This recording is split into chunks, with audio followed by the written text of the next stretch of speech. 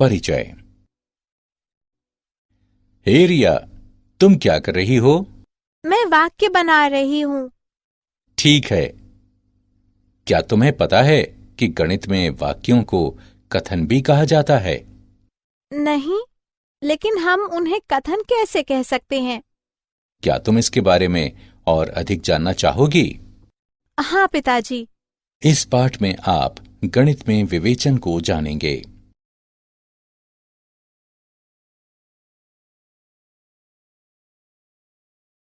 उद्देश्य। इस पाठ के अंत में आप निम्न करने में सक्षम हो जाएंगे: आगमनात्मक और निगमनात्मक विवेचन में भेद करना, कथन को बताना, पूर्व कथनों से नए कथन बनाना, अंतर्भावों पर चर्चा करना, कथनों की वैधता प्रमाणित करना।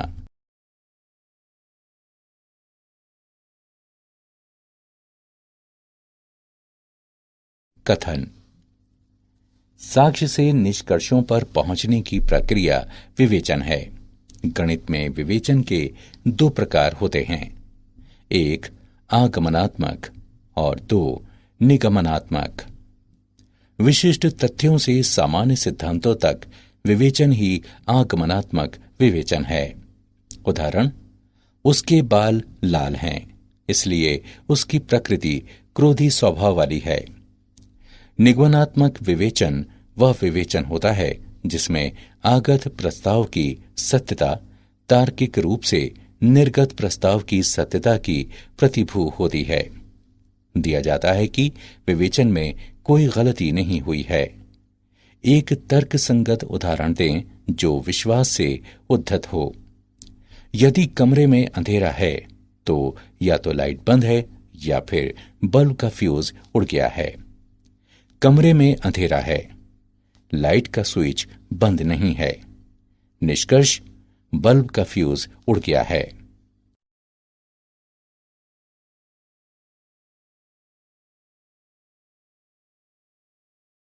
कथन। निम्नलिखित दो वाक्यों पर विचार करें। भारत के पहले सिख प्रधानमंत्री डॉक्टर मनमोहन सिंह हैं। एक शिशु का वजन मां के वजन से कम होता है। हम तुरंत कह सकते हैं कि उपरोक्त कथन सही है और उनके संबंध में कोई भ्रांति नहीं है। वाक्य पर विचार करें। 3 धन 7 11 होता है। यह वाक्य असत्य है। एक और वाक्य पर विचार करें। पुरुष महिलाओं से अधिक बुद्धिमान होते हैं। कुछ लोग सोचते हैं कि यह सत्य है, जबकि कुछ का मानना है कि यह असत्य है। अब हम गणितीय कथन को परिभाषित करते हैं। कोई वाक्य तब एक गणितीय कथन कहलाता है जब ये या तो सत्य हो या फिर असत्य, लेकिन दोनों ना हो। कथनों को सामान्यतः वर्णमाला के छोटे अक्षरों P, Q, R आदि से निरूपित किया जाता है। इस प्रकार कथन सूर्य बहुत गर्म है, इसको इस प्रकार निरूपित करते हैं: P, सूर्य बहुत गर्म है। कुछ महत्वपूर्ण बिंदु। व्याकरण स्थितियों वाले वाक्यों और क्रमित कथन को कथन नहीं माना जाता है। ऐसे वाक्य जिनमें अनिश्चित समय का प्रयोग हो, जैसे कल, बीता हुआ, आज, कल, आने वाला, इसको कथन नहीं माना जाता है।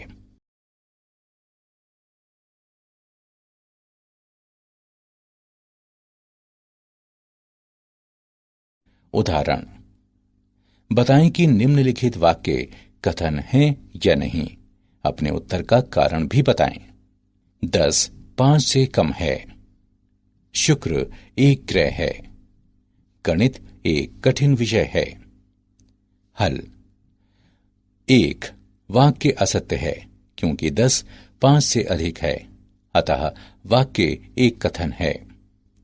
2 वाक्य शुक्र एक ग्रह है एक सत्य वाक्य है क्योंकि इसकी वैज्ञानिक रूप से पुष्टि हुई है, अतः वाक्य एक कथन है।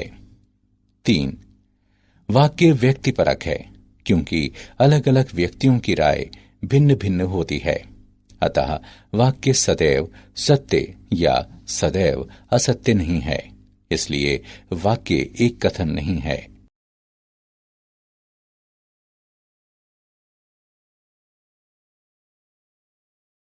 पूर्व ज्ञात कथनों से नए कथन बनाना।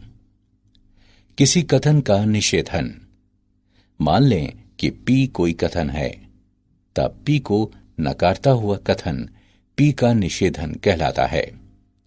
पी के निषेधन की रचना पी से पहले ये असत्य है लिखकर की जाती है। निषेधन की रचना पी नहीं शब्द को शामिल करके की जाती है। कथन पी के निषेधन को पी नहीं से निर्दिष्ट करते हैं। उदाहरण के लिए मान लें कथन पी है, राम बुद्धिमान है, तब पी नहीं कथन होता है, राम बुद्धिमान नहीं है। ये असत्य है कि राम बुद्धिमान है। मिश्र कथन। संयुक्त कथन। एक मिश्र कथन वो कथन होता है जो दो या अधिक कथनों से मिलकर बनता है। इन कथनों में से प्रत्येक एक घटक कथन कहलाता है। एक मिश्र कथन बनाने के लिए हम संयोजक शब्दों जैसे और या के प्रयोग द्वारा दो कथनों को संयुक्त कर सकते हैं। उदाहरण के लिए एक कथन पी है कि अंक देने या जोड़ने में कुछ गलती है। उपरोक्त कथन हमें बताता है कि परीक्षक द्वारा अंक देने में कुछ गलती है या जोड़ने में कुछ गलती है। शब्द या से जोड़ दिए गए कथन को निम्नलिखित दो कथनों में अलग अलग किया जा सकता है। एक कथन क्यों है कि अंक देने में कुछ गलती है।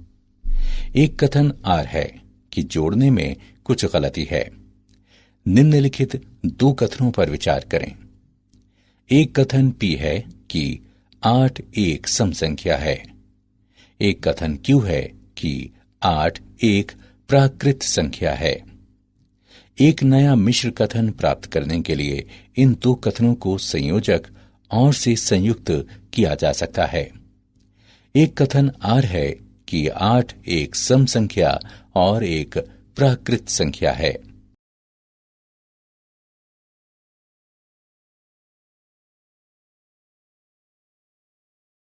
उदाहरण।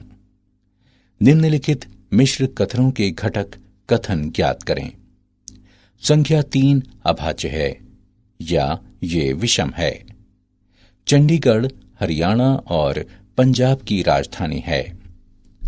हल दिया है संख्या 3 अभाज्य है या ये विषम है। इसके घटक कथन हैं। एक कथन पी है कि संख्या 3 अभाज्य है। एक कथन क्यू है कि संख्या 3 विषम है। पी क्यू या द्वारा जुड़े हैं। चंडीगढ़ हरियाणा और पंजाब की राजधानी है। इसके घटक कथन हैं। एक कथन पी है कि चंडीगढ़ हरियाणा की राजधानी है। एक कथन क्यू है कि चंडीगढ़ पंजाब की राजधानी है। पी क्यू और से जुड़े हैं।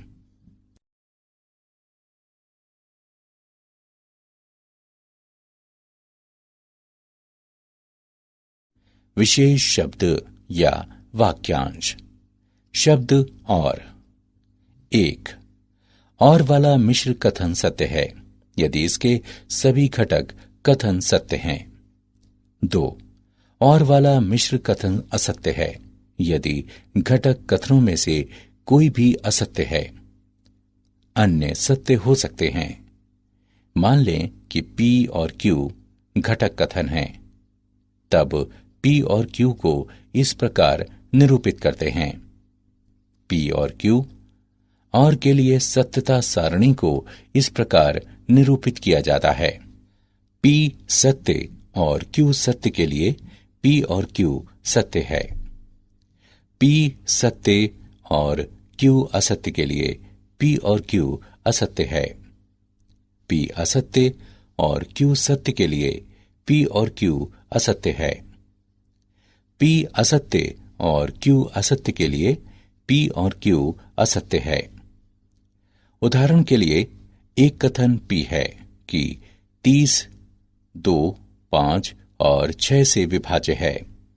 इसके निम्नलिखित घटक कथन हैं। एक कथन Q है कि 30 2 से विभाज्य है। एक कथन R है कि 30 5 से विभाज्य है। एक कथन S है कि 30 6 से विभाज्य है। Q, R और S सत्य कथन हैं। P भी एक सत्य कथन है। शब्द या, अपवर्जित या। एक मिश्र कथन P या Q में यदि दो विकल्पों में से केवल एक ही होता है, अर्थात घटक कथन P या Q, लेकिन दोनों नहीं, तो संयोजक शब्द या अपवर्जित या कहलाता है। उदाहरण के लिए एक कथन P है कि 2 पिज्जा के साथ एक कोल्ड कॉफी या एक कोल्ड ड्रिंक मुफ्त उपलब्ध है। इसका अर्थ है कि जो व्यक्ति 2 पिज्जा के साथ कोल्ड कॉफी नहीं चाहता है, वो इसके स्थान पर एक कोल्ड ड्रिंक ले सकता है। या यदि कोई 2 पिज्जा के साथ एक कोल्ड ड्रिंक नहीं चाहता है, तो वो कोल्ड कॉफी ले सकता है। लेकिन व्यक्ति 2 पिज्जा के साथ दोनों को नहीं ले सकता। ये शब्द या का अपवर्जित प्रयोग कहलाता है। अंतर्विष्ट या। एक मिश्र कथन P या Q में यदि 2 विकल्पों में से कम कोई एक होता है, अर्थात घटक कथन P या Q या दोनों होते हैं, तो संयोजक शब्द या अंतर्विष्ट या कहलाता है। उदाहरण के लिए एक कथन Q है कि एक छात्र जिसने इंटर में व्यावसायिक अध्ययन या गणित विषय लिया हो, बीकॉम पाठ्यक्रम के लिए आवेदन कर सकता है। कथन Q इंगित करता है कि जिन छात्रों ने इंटर में व्यावसायिक अध्ययन और गणित दोनों विषय लिए हैं, वे बीकॉम पाठ्यक्रम के लिए आवेदन कर सकते हैं। जिस छात्र ने इन विषयों में से केवल एक ही विषय लिया है, वे भी बीकॉम के लिए आवेदन कर सकते हैं। ये शब्द या का अंतर्विष्ट प्रयोग कहलाता है। या वाले मिश्र कथनों के लिए नियम। 1. या वाला कोई मिश्र कथन सत्य होता है जब एक घटक कथन सत्य हो या दोनों घटक कथन सत्य हों। 2. या वाला कोई मिश्र कथन असत्य होता है जब दोनों घटक कथन असत्य हों। मान लें कि P और Q घटक कथन हैं, तो P या Q को इस प्रकार निरूपित किया जाता है। P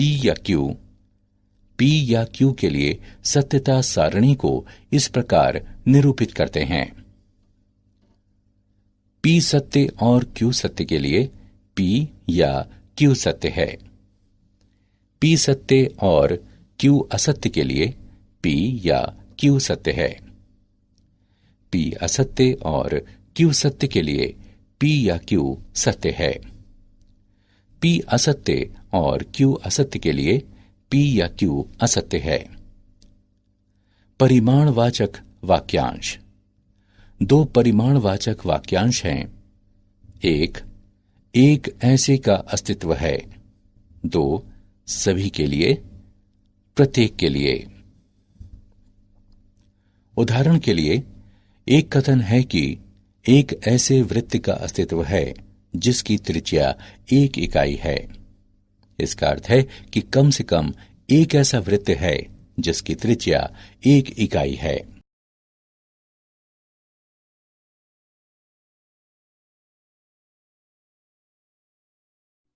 उदाहरण। निम्नलिखित मिश्र कथनों के लिए घटक कथन लिखें। 3 6 को विभाजित करता है और 5 + 8 बराबर है 13 के। 4 28 को विभाजित करता है और 7 + 4 बराबर है 11 के। हल। दिया गया मिश्र कथन है 3 6 को विभाजित करता है और 5 + 8 बराबर है 13 के। घटक कथन है P 3 6 को विभाजित करता है, Q 5 + 8 बराबर 13।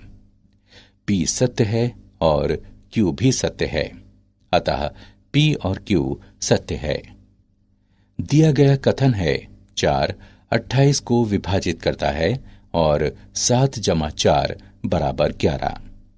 घटक कथन है P 4 28 को विभाजित करता है, Q 7 + 4 बराबर 11। P सत्य है और Q सत्य है, अतः P और Q सत्य हैं।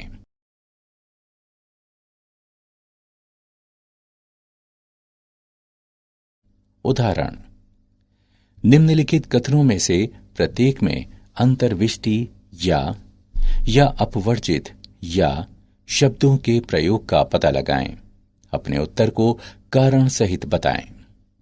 1. दुकान बंद होती है जब परिवार में कोई कार्यक्रम होता है या कोई बंद करने का दिन हो। 2. छात्र तीसरी भाषा के रूप में संस्कृत या उर्दू ले सकते हैं। हल: 1. यहां शब्द या का प्रयोग अंतर्विष्ट है, क्योंकि दुकान बंद करने के दिन को बंद रहने के साथ साथ उस दिन में भी बंद होती है जब परिवार में कोई कार्यक्रम होता है। 2.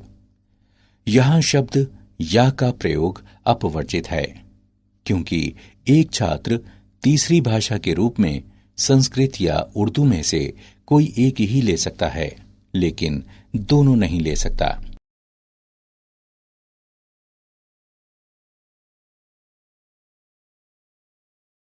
अंतर्भाव: हम अंतर्भाव यदि तो, केवल यदि और केवल यदि पर चर्चा करेंगे।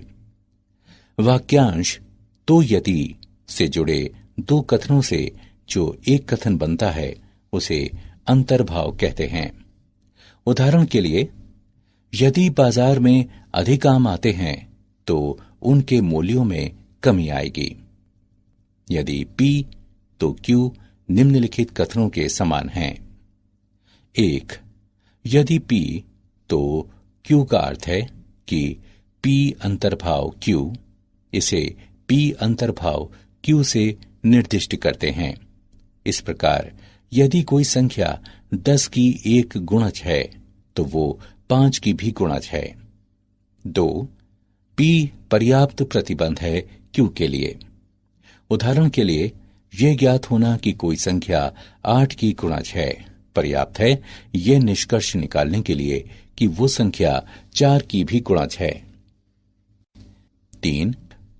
P केवल यदि Q, इसका अर्थ हुआ कि कोई संख्या 8 की गुणज है केवल यदि वो संख्या 4 की भी गुणज है।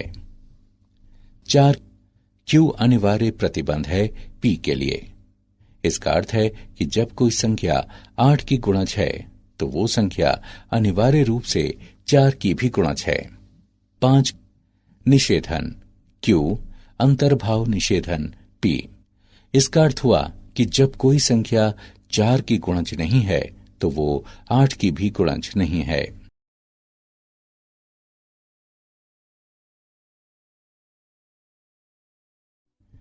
प्रतिधनात्मक और विलोम: दिए गए कथनों से बने ऐसे नए कथन जिनमें वाक्यांश यदि तो का प्रयोग हो प्रतिधनात्मक और विलोम कहलाते हैं। उदाहरण के लिए, निम्नलिखित यदि तो वाले कथन पर विचार करें। यदि स्टॉक मार्केट में स्टॉकों की तेजी से बिक्री होती है तो सेंसेक्स तेजी से गिरता है। इस कथन का प्रतिधनात्मक कथन है, यदि सेंसेक्स तेजी से नहीं गिरता है तो स्टॉक मार्केट में स्टॉकों की बिक्री तेजी से नहीं होती है। लेकिन दोनों कथन एक ही अर्थ में व्यक्त करते हैं।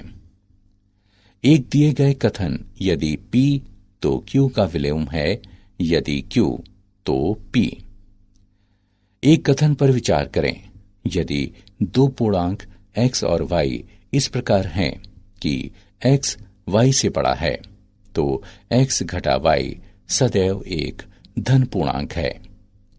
इस कथन का विलोम कथन है, यदि दो पूर्णांक x और y इस प्रकार हैं कि x घटा y सदैव एक धन पूर्णांक है, तो x y से बड़ा है। यदि और केवल यदि का प्रयोग। इसे प्रतीक यदि और केवल यदि से प्रदर्शित किया जाता है, जिसका अर्थ है कि दो कथनों P और Q के लिए निम्नलिखित समतुल्य रूप हैं। एक, P यदि और केवल यदि Q। दो, Q यदि और केवल यदि P। तीन, P अनिवार्य और पर्याप्त प्रतिबंध है Q के लिए और इसका विलोम यानी उल्टा। चार, P यदि और केवल यदि Q।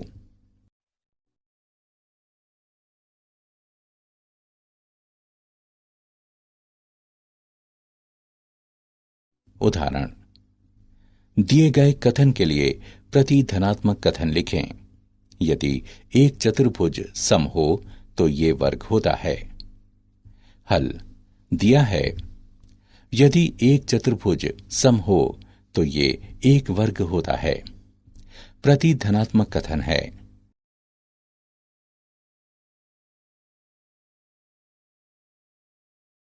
उदाहरण, दिए गए कथन के लिए विलोम कथन लिखें। यदि कोई संख्या 24 से विभाज्य है तो ये 12 विभाज्य होती है। हल दिया है, यदि कोई संख्या 24 से विभाज्य है तो ये 12 से विभाज्य होती है। विलोम कथन, यदि कोई संख्या 12 से विभाज्य है तो ये 24 से विभाज्य होती है।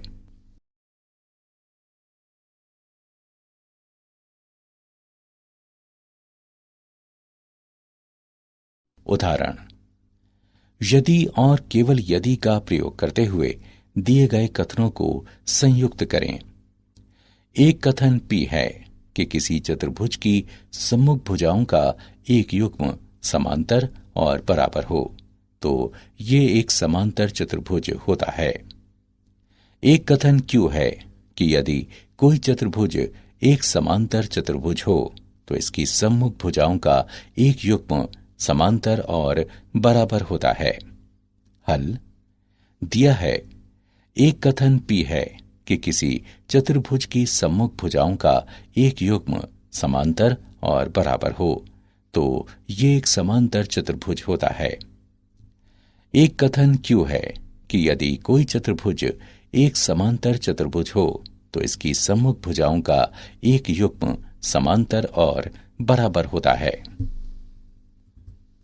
आइए यदि और केवल यदि का प्रयोग करते हुए इन कथनों को संयुक्त करें। हमें प्राप्त होता है, एक चतुर्भुज एक समांतर चतुर्भुज होता है यदि और केवल यदि इसकी सम्मुख भुजाओं का एक युग्म समांतर और बराबर हो।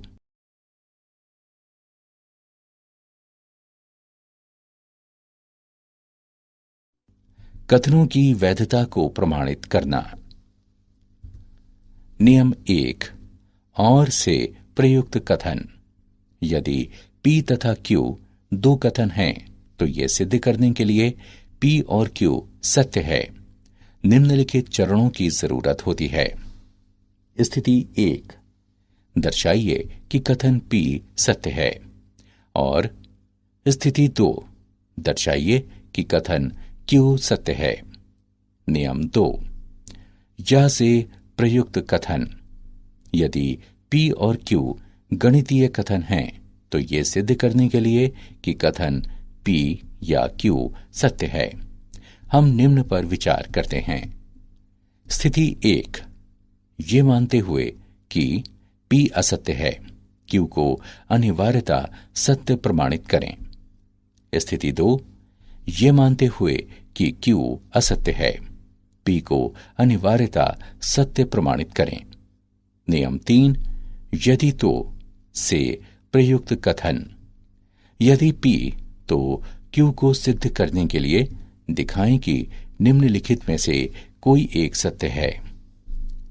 स्थिति 1, ये मानते हुए कि P सत्य है, Q को अनिवार्यता सत्य सिद्ध करें। स्थिति 2, ये मानते हुए कि Q असत्य है, P को अनिवार्यता असत्य सिद्ध करें। नियम 4, यदि और केवल यदि से प्रयुक्त कथन P यदि और केवल यदि Q को सिद्ध करने के लिए हमें निम्न को सिद्ध करने की जरूरत है। स्थिति 1, यदि P सत्य है तो Q सत्य है। स्थिति 2, यदि Q सत्य है तो P सत्य है। विरोधोक्ति द्वारा इसमें हम जांचते हैं कि P सत्य है या नहीं। हम ये मानते हैं कि P सत्य नहीं है, अर्थात P का निषेधन सत्य है। तब हम ऐसे निष्कर्ष पर पहुंचते हैं जो हमारी मान्यता यानी पूर्व धारणा का खंडन करता है। इसलिए हम कह सकते हैं कि P सत्य है।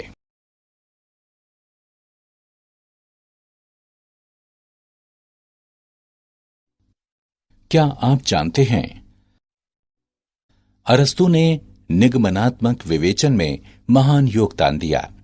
जर्मन गणितज्ञ G.W. लिबनिज ने निगमनात्मक विवेचन में प्रतीकों के प्रयोग की अवधारणा का विकास किया।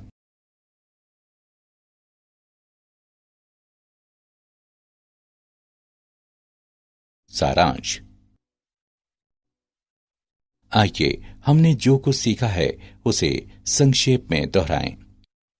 गणित में आगमनात्मक और निगमनात्मक विवेचन के दो प्रकार हैं। मान लें कि P कोई कथन है, तब P को नकारता हुआ कथन P का निषेधन कहलाता है। एक मिश्र कथन बनाने के लिए हम संयोजक शब्दों जैसे और या के प्रयोग द्वारा दो कथनों को संयुक्त कर सकते हैं। मान लें P या Q कथन है। यदि दो विकल्पों में से केवल एक ही होता है, अर्थात घटक कथन P या Q, लेकिन दोनों नहीं, तो संयोजक शब्द या अपवर्जित या कहलाता है। मान लें P या Q कथन है। यदि दो विकल्पों में से कम कोई एक होता है, अर्थात घटक कथन P या Q या दोनों होते हैं, तो संयोजक शब्द या अंतर्विष्ट या कहलाता है।